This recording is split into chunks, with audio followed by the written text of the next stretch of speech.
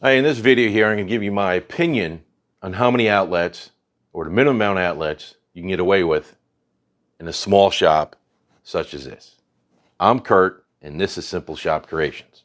So what I'm going to do next is I'm going to clear off this platform, and I'm going to display the amount of outlets I think you can get away with in a small shop. Also, after I'm done reasoning as to why, I will go through the various components that you see here to get you thinking of what you might need to run new circuits or use existing circuits in your shop or garage or small shed. So we'll be right back.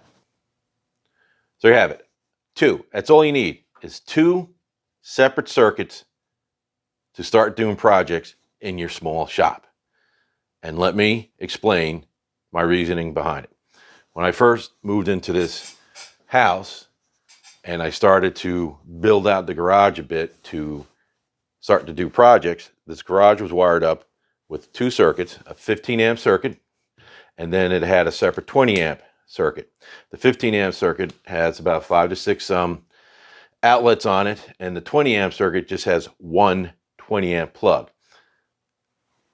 So around the perimeter of the garage, 15 amp plugs.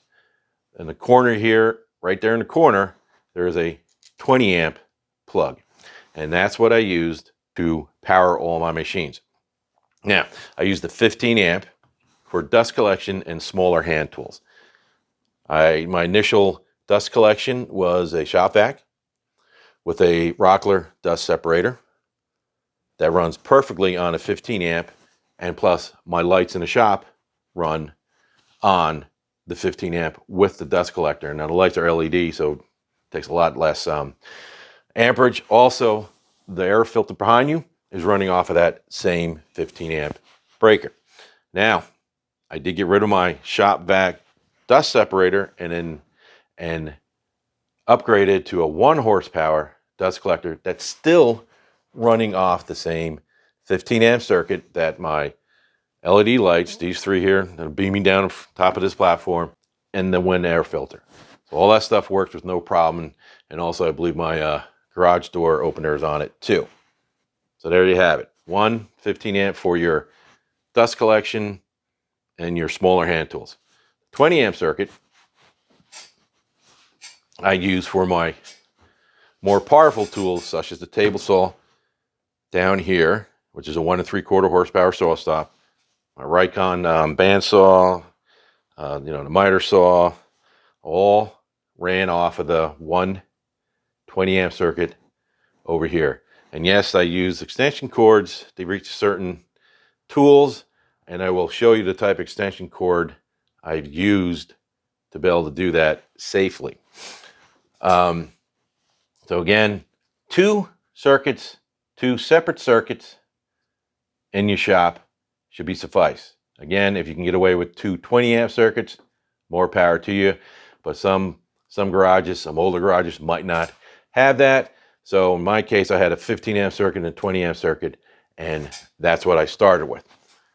Later on, I did upgrade. I did add more circuits. I do have a 220 or 250 volt circuit and another 20 amp dedicated circuit in the garage, and we'll go through that in a bit. But now, as you saw in the beginning of the video, I had a whole bunch of electrical crap in front of you, or that you saw, and now I'm going to go through those just to give you ideas of what you might need to upgrade your shop with additional wiring. This is in no way a how to wire up your shop and all that. I'm not a certified electrician. I know a lot of stuff about electric because I've been around data centers, build out data centers and all that stuff. So this is just to get you thinking of, I might need this, I might need that, and how complex or not complex wiring up a shop can be. And hopefully that will give you enough information to figure out that, oh, should I do this myself or hire an actual certified electrician? And always, always, always before you start doing anything, check the code. There's federal code, state code, county code, and township code. Make sure you know and understand all that.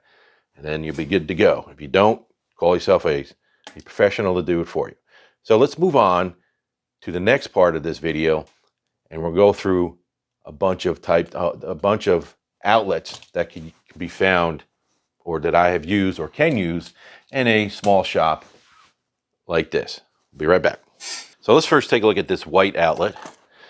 This here is a 125 volt 15 amp outlet, and I can tell that by the two horizontal slots in here that this is a 15 amp 125 volt outlet. Normally you should be able to see on these outlets here, it should be marked what it's rated for and how many amps it can take. In this case here, this is probably like a 98-cent outlet. So again, this is most likely is a 15 amp 125 volt outlet. Notice here the power and then the polarized or the neutral side of the outlet. Now let's go to this one. This one here is orange. This is not a cheap outlet. This is actually a 125 volt 20 amp outlet, and it says, you won't be able to see this, but right here it's marked 20 amps. You see 20A and 125V. And another telltale sign this is a 20 amp outlet is the horizontal on the polarized side of the plug. Now let's look at this one, and then let's put this one up there. Now here, again, this is the 125 volt 20 amp outlet, which is marked there. And then this is an actual 20 amp outlet, but it's for 250 volts. As you can see, you have this, the horizontal, vertical, and horizontal. Now look at the 125. See the difference? All right, even though this is the same, there's the difference. This is how you can tell that most likely this is a 100 or 250 volt plug. Again, you should always look at the plug itself, make sure there's markings.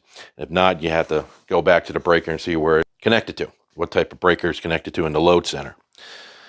So again, as you can see here, the difference between the 125 and the 250. Now this is the 20 amp 250 that can take both a 15 amp plug or a 20 amp plug. And the same thing with this is a 125 volt 20 amp that can take a 15 amp plug or a 20 amp plug. Now let's move on to other things here. Now what's this? This here is just showing you wiring up of different schematics on a plug. And this is just a 20 amp 125 volt outlet again, and it's marked over here in the corner. You can't see it, but it is marked. So let's move all this stuff to the side. Let's look at this one. And right away, here's a little different plug now, nice and upside down. This again, if you read it, this is a 125 volt 15 amp, because you can see the only two horizontal polarizing power plug. And the cool thing about this plug is that this controls that outlet. So that's just something that I've used in the past. Now let's go, before we get to these two, let's see what's in this one. So this is a single outlet, which I suggest using if you're going to run your higher horsepower 125 volt devices, such as a table saw at 1.75 and a bandsaw at that 1.75 horsepower. I suggest putting in a one outlet only, so you only can plug in one device at a time and not mistakenly plug in two and then turn both on and boom, you pop the breaker in the load center. So this again is a single outlet. As you can tell here, by initially looking at it, it's 125 volt 20 amp because of this, and then you can confirm that because it is written up here on this outlet. And again, if you're not unsure, you're going to have to trace this all the way back to the load center and the breaker in the load center. So that's another style plug you could use. Now let's get to these two plugs. As you can see, I don't know how well the glare is, Yeah. They look similar, but they are different. They're a twist lock, and these are good for putting in the ceiling. So you're going to have a whip coming down from the ceiling. This is definitely suggested to use because it locks in, and then, you know, if you go to accidentally yank it, it might not come out. Unless you yank it really hard, then you just pull down the whole outlet accidentally. Seen that and done that myself. So they're two different style twist locks, and let me go through this one first. This, as you can see here, is 20 amp, an L5 20 amp, 125 volt twist lock.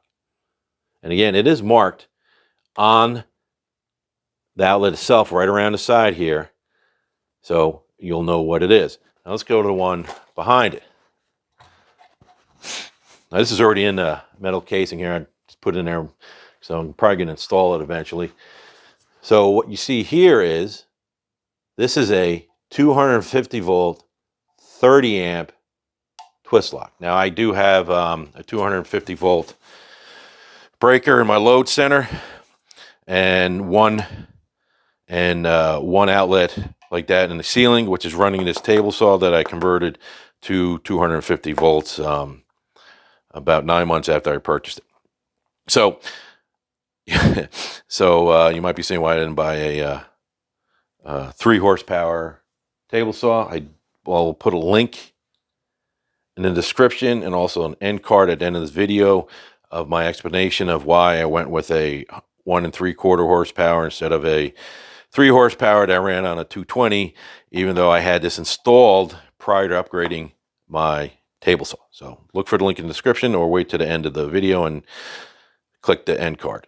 So again, here you go. You have yourself 2 twist locks, one at 125 volts at 20 amps, and another one at 250 volts at 30 amps. So there you go. There are some different outlets that you can use or might see in somebody's home shop, and that you might want to think about putting in yours. So let's move on to switches. I'm going to move back here, put this back, put this back. So here behind us, we have 3 switches. All right, and then we have one in here, which I will pull out right now. Now, your switches, why do I need switches? Well, you might want to, depending on the size of your garage or shop or how your lighting is done, you might need a switch to control them easier. So let me go through these switches here. We can get rid of this one. So let's put this one here to the side. We'll just put that up there. So here you have 2 switches. They are physically different size and width-wise, but they're the same. These are both 15 amp single pole switches. All right. So 15 amp single pole switches running at 125 volts. And again, it should be marked on here, which it is on this particular one. And this one here is not marked. So again, if you're unsure what this is, you're gonna have to trace the circuit back to your load center and check the breaker out. Now I'm using the term load center. Load center is basically your breaker box in your house where your main comes in and all that. So now let's keep this one here and let's bring this one into view. Now you can see this one here has a little bit different construction. Looks like it's healthier. It's bigger, red, than this one. So let's look at the 2 backs here, so you can see the size difference. All right. So, what exactly is the difference between this switch and that switch? So here, there's a key word here that says lighted. All right. So that lighted means that when you flip the switch on, this switch here becomes lighted. No big deal. All right. But the main difference between this is that this is a 20 amp, which says right there, but also here it's rated for 125 volts all the way up to 277 volts. So this is not your standard household switch that you'll see in the household. Again, this is a light that light switch you probably won't see in a garage or in your house unless you're running something huge. What this enables you just to run more lights on one circuit because it's 20 amps. All right, so now enough of the switches and outlets. Let's go to breakers. So I got a couple breakers here. I'll get these here. Let's look at this one here. This is upside down because the neutral hanging out. So you may be looking, okay, whoa, look at these breakers here. So here in front of you, you have two 250 volt breakers. This one here looks like it could be 250 volt breaker, but it's a tandem breaker. This is a 125 volt tandem breaker, and this is a 125 volt single breaker, or single pole, double pole. This is a single pole, but with two separate breakers in it, and this is a double pole breaker with a neutral. In other words, a 4-wire. All right, this here is a 30 amp, 250 volt breaker, and again, all this crap should be marked, written on here somewhere, we hope, so you can identify it. But looking at this, you can see it is a double pole, and it's 250 at 30 amps. And this is the reset for the neutral. So a neutral. Isn't a neutral using 125 volt? Yes, this is a 4-wire breaker where you bring in your ground and your two hots and your neutral into here. Now, what would I use this breaker for? I would not use this for running any of my tools. If I had one of these, which I did, I had two, this one being one, what I removed because I didn't need it anymore. What would I run off a breaker that has 250 and a neutral? A range, an electric range. The 250 part might be for the heating element, and then the neutral that it would be attached to the controls, the control panel, and lamps. Now here, this is a regular 250 volt breaker. Nothing fancy. Again, I know you can't see it, but this is actually a 60 amp breaker, 250 volt. I installed in that place a 30 amp breaker that I ran into, that I ran over here on this side of the garage. So somebody might say, well, why didn't you run a 200, why didn't you run the 60 amp and put a sub panel where on this side of the garage, and I could have broke out a couple of 125 circuits and one 130 amp circuit. Now, one reason is I had everything, all the wiring, all the outlets for 30 amps, so it basically didn't cost me anything. It literally didn't cost me anything because a lot of this stuff was given to me, a lot of cabling and wiring and all that stuff. So literally didn't cost me anything. I would have had to go out and buy, I think, 4 gauge to run this where I wanted to run it. So here, let's take a look at this 250. Notice there's only 2 hots, and there's no neutral, 2 hots and a ground, and that is it for this breaker. This one here has 2 hots, a ground, and a neutral. This is probably the most common 250 breaker that you probably would see, not 60 amps, but this is what you would want to install in your load center when you want to run a 250 circuit volt. Is this a hot ground, and that's it. Now let's go to, we're going to go to these two here. So both of these are 125 volt. Again, it's all marked, better be marked on these. All right. So here we have 2 breakers. We have a single pole, 15 amp, 125 volt breaker. It's upside down. And then we have again, a single pole tandem breaker. In other words, 2 breakers crammed into this one single pole. However, this one here is different. Most tandem breakers you'll see will be the same amperage, 1515, 2020. This one here is different. This has got one at 15 and then one at 20. So, but you can buy them 15, 15, 20, 20 at the 125 volt voltage. All right. Now, another thing you have to be concerned about when buying breakers is you need to know your load center, or in other words, your breaker box manufacturer. Now, this is a square D breaker. This is a square D breaker. This is a square D, and this is a square D. But these three are square D commercial, the QC load center box. This one here is a square D, but it's home line breaker. I had a home line in my other house, so that's why I got this one here. Are they interchangeable? The question is, you have to find out, is it interchangeable? And my answer to that for these is no. Home line is not interchangeable with square line. Home line is not interchangeable with square D commercial QC, or the QC, and you can tell by that.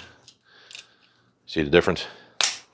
Now another thing too here is about these tandem breakers. A lot of load centers will have keyed. There's only so many you can put in your breaker box, in your main breaker box. So be careful of that, and be careful of that because there's only so many you can put in because they're keyed. These tandem ones are keyed. The 250 ones aren't keyed because they literally take up 2 slots in your breaker box. So let's go on to the next thing here. Let's look at wiring. So we'll be right back.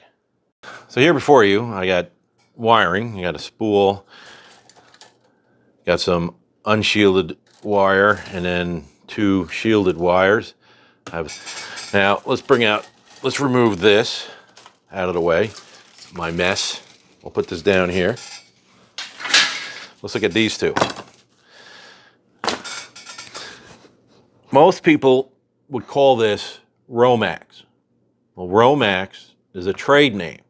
This is actually non-metallic shielded cable, meaning the shielding on the outside of the cables is non-metallic. So basically, Romax is a trade name, and actually the cabling is considered non-metallic shielded cable.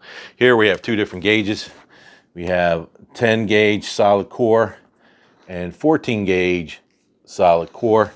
And crap I had down here is 12 gauge solid core wiring. Now there's a lot of charts and stuff that you can look up in electrical handbooks, internet, that'll let you know the amount of amperage each one of these can take. For example, the suggested amperage rating for this is 15 amps. For the 14 gauge, suggested amperage rating is 30 amps. For 10 gauge, and then the 12 gauge that I threw down there suggested at 20 amps.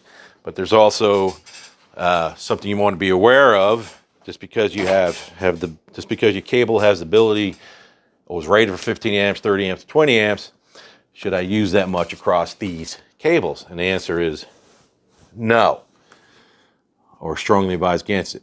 You have to use the 80% rule. So 80% is of a 30 amp rated cable is 24 amps. For 14 gauge is 12.5, and for 12 gauge it's going to be 16. Why 80%?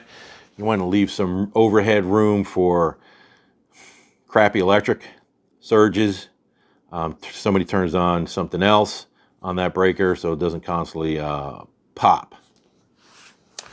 So also, I'm going to show you a couple other things here of other wiring, which you got spools and spools and more spools,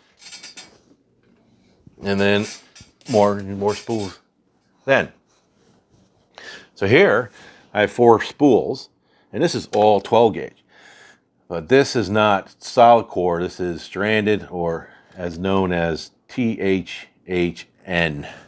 It's It's an acronym for something that I forget. So basically, this is stranded cable.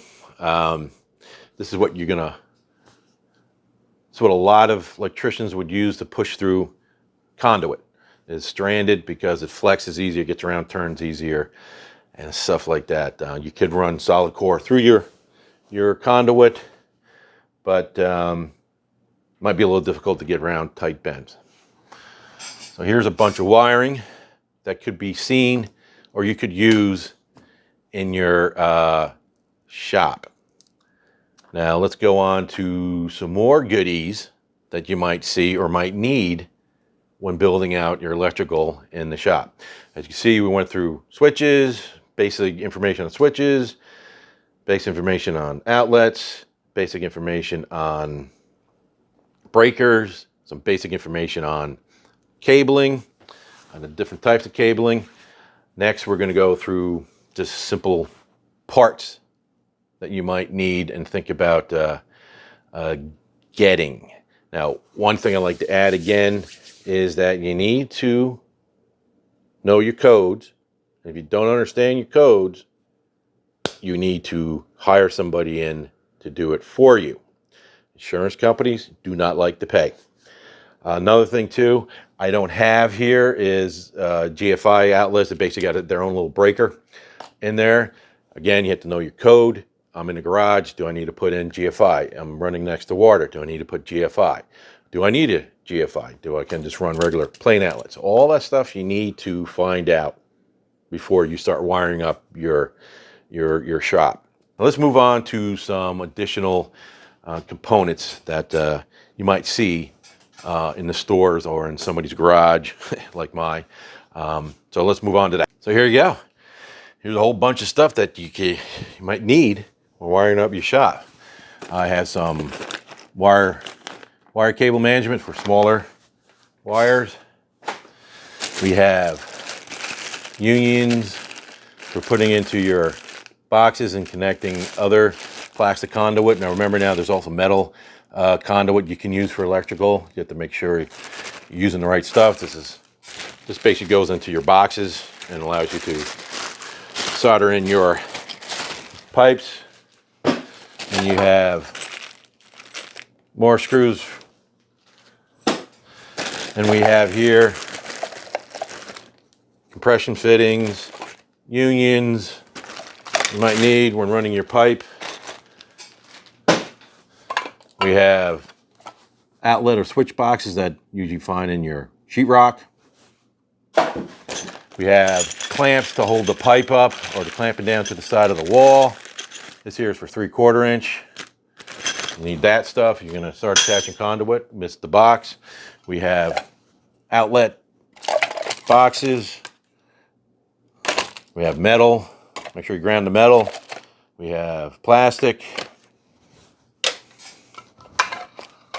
We have Unitrack bolts and nuts, which those are little C channels or channels that you see running across a lot of data centers and warehouses. And then they put the uni-strut in and then they attach stuff like this. This is 4-inch. This is for a lot of wires. You also use this for dust collecting. I don't want to throw this. We'll put that away. Then you have like outlet switches, plastic, and then you have this is for GFI. And then you also have metal ones, different metal ones, box covers, if you're just using it as joining two wires together. Put that over there. Then we have, I forget the name of these, but basically this allows you to bring in multiple pipes into a cross connection, and then you can run to various different outlets or light switches or whatever else. You need that. Then we have our PVC Schedule 40. That was Schedule 42, Schedule 40. Electrical conduit. This is plastic. I prefer using this. I'm not a fan of using metal because I can't bend stuff for worth of crap. Although my son, who is an electrician, can do it quite well, but I did everything with Schedule 40 electrical conduit. Remember, there's ratings for these. There's only so many, only so much percentage you can use. There's also a voltage rating for all these, so you have to know all this stuff when you start putting all this stuff together. And then there's this flexible conduit. I love this flexible conduit, but there's a certain way you have to connect them. There's certain compression clamps you have to use. And again, it's depending on the code in your area. You just can't stick it in and glue it. Most places won't allow that. So you need like compression fittings. Again, this is 3/4 inch, 3/4 inch. Again, you have to look at the ratings. How much percentage of the tube? How much voltage can I put through here? All that stuff you need to know when wiring up to make sure that you're within code. Now, there's a lot of stuff to know when wiring up your shop. So again, this is starting to get you thinking like, oh, maybe I'll bring somebody in or bring somebody in who knows what he's doing. Please do. Extension cords here. So here I got a few ones that I made up here. And these over here are store-bought from your big box stores, the green, the blue, and the other green. One here is a simple little, again, a little simple extension cord that I created. That goes from the bench here to here if I want to do some hand tools and stuff like that. Here's a 50-foot one that I don't use at all in the shop. This is for lawn activities. And so here you just have the basic store-bought big box store extension.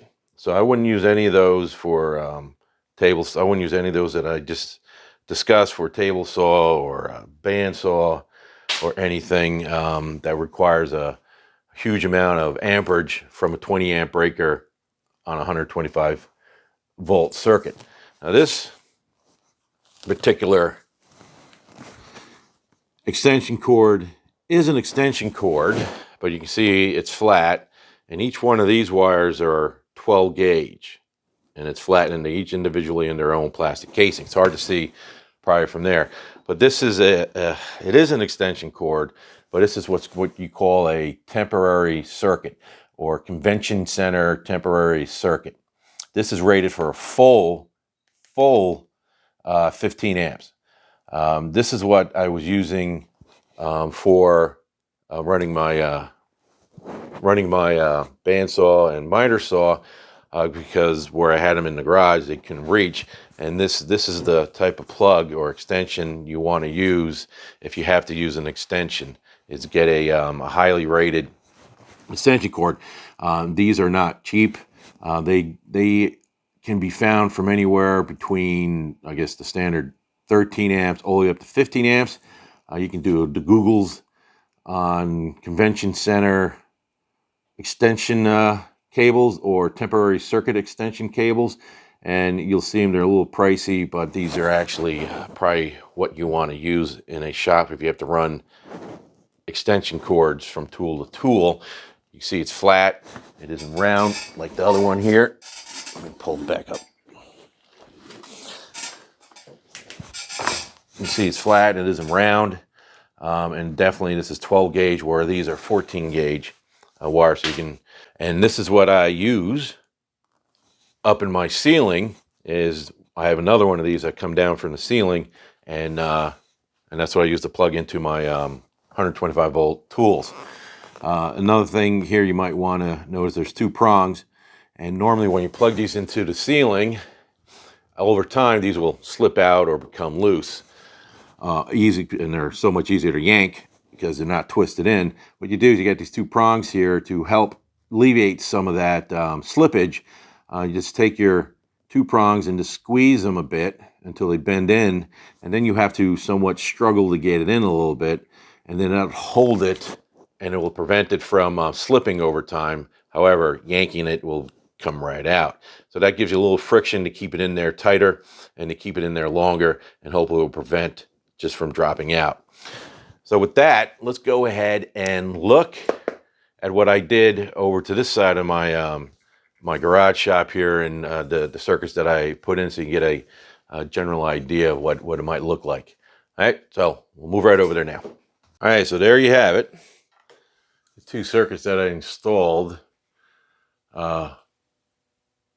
Over here is the 125 volt 120. I mean 125 volt 20 amp, and it's got 4 outlets to 1 breaker.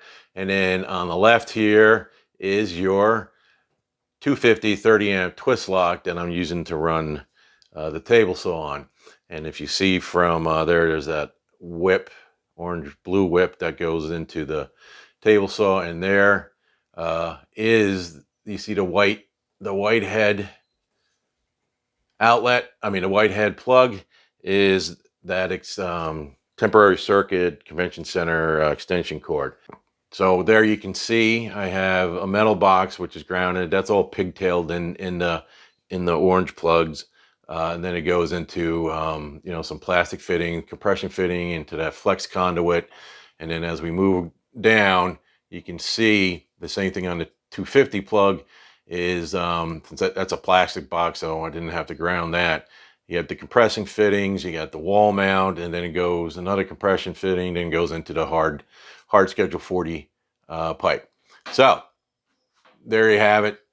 Just 2 circuits I added in the ceiling. There you have it. A little bit of electrical knowledge. If you're not familiar with some of the terminology, hopefully this little small informational video will help out. Again, if you don't want to do electrical, a little skittish around electrical, don't understand certain parts of electrical, always call a professional, licensed, certified electrician to help you, or if not, even do the work for you. So again, I'm Kurt. This is Simple Shop Creations, and you have yourself a healthy and wonderful day.